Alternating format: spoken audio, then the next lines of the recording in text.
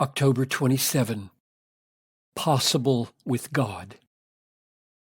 I have other sheep that are not of this fold. I must bring them also, and they will listen to my voice.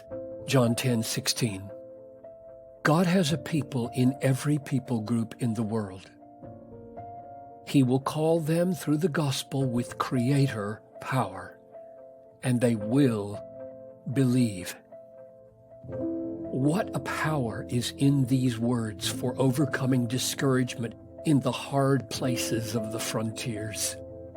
The story of Peter Cameron Scott is a good illustration. Born in Glasgow, 1867, Scott became the founder of the Africa Inland Mission. But his beginnings in Africa were anything but auspicious. His first trip to Africa ended in a severe attack of malaria that sent him home. He resolved to return after he recuperated. This return was especially gratifying to him because this time his brother John joined him.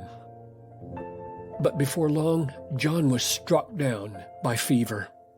All alone, Peter buried his brother in African soil, and in the agony of those days, recommitted himself to preach the gospel in Africa. Yet his health gave way again, and he had to return to England. How would he ever pull out of the desolation and depression of those days? He had pledged himself to God, but where could he find the strength to go back to Africa? With man, it is impossible. He found the strength in Westminster Abbey. David Livingstone's tomb is still there. Scott entered quietly, found the tomb, and knelt in front of it to pray. The inscription reads, "Other sheep I have, which are not of this fold. Them also I must bring." He rose from his knees with a new hope.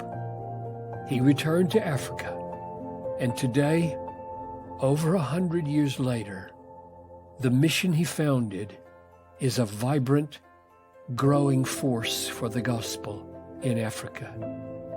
If your greatest joy is to experience the infilling grace of God overflowing from you for the good of others, then the best news in all the world is that God will do the impossible through you for the salvation of the unreached peoples.